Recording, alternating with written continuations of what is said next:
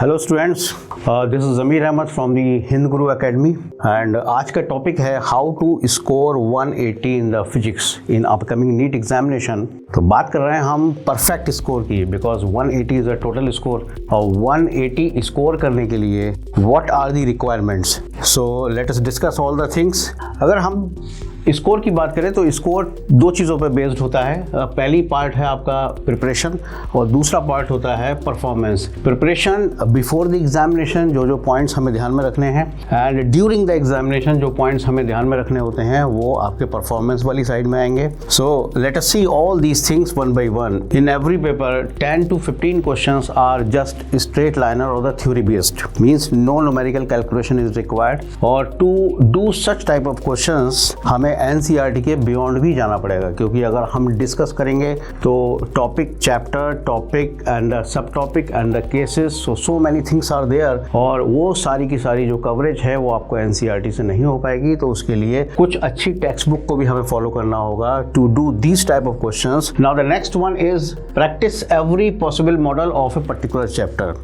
For example, अगर हम किसी एक चैप्टर की बात करें, say the chapter is projectile motion, तो in the projectile motion all possible cases, वो टाइम ऑफ फ्लाइट का हो, रेंज का हो, मैक्सिमम हाइट का हो, चेंज इन मोमेंटम का हो, चेंज इन काइनेटिक एनर्जी का हो, जितने भी पॉसिबल मॉडल हो सकते हैं वो सारे के सारे मॉडल भी हमें डिस्कस करने होंगे। And these can be easily available in the previous year questions. वो देखे जा सकते हैं कि किस टाइप के क्वेश्चंस की हमें प्रिपरेशन करनी है, और इसी के लिए हमें पिछले 10 से 15 साल के PYQ को भी देखना होगा। And finally, regular revision और formulae, facts and the data are required।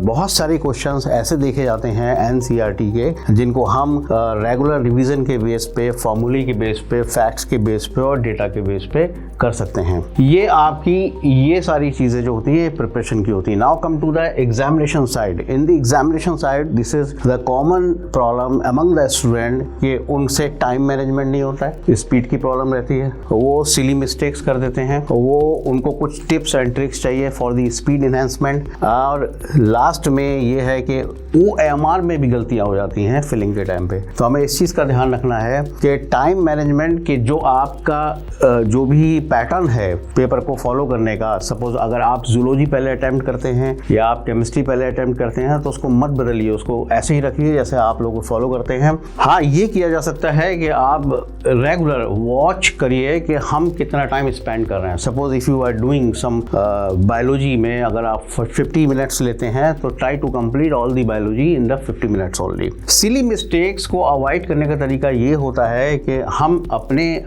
Mental balance रखें, है ना, प्रेशर को अवॉइड करें। अगर आप प्रेशर को अवॉइड करेंगे तो आपकी ये सिली मिस्टेक्स जो सडनली क्या होता है कि आपके स्कोर को डाउन कर देती है, वो अवॉइड हो जाएगी। टिप्स एंड ट्रिक्स के लिए कोई ऐसा जनरल मैनेजमेंट नहीं है। If you do the regular revision, बहुत सारा रिवीजन करने से क्या होगा, टिप्स एंड ट्रिक्स हैं ये ऑटोमेटिकली जनरेट होने लगती हैं। And the last but not the least, सबसे जरूरी है कि हमें OMR की फिलिंग बहुत अच्छे से करनी है। अगर OMR में जरा सी भी गलती हो जाती है तो इतनी सारी जो आप लोगों ने यहाँ पे मेहनत की है वो सारी की सारी मेहनत आपकी खराब हो जाएगी। तो इसके लिए एट लास्ट आप लोगों को OMR की फिलिंग बहुत अच्छे से करनी है। हाँ, इन सब बातों में एक चीज है ना जिसको हम हमेशा कंसीडर करेंगे, that is a hard work. A very hard work is required to get all these marks, and I hope that these type of things will be very helpful for all of you. Thank you.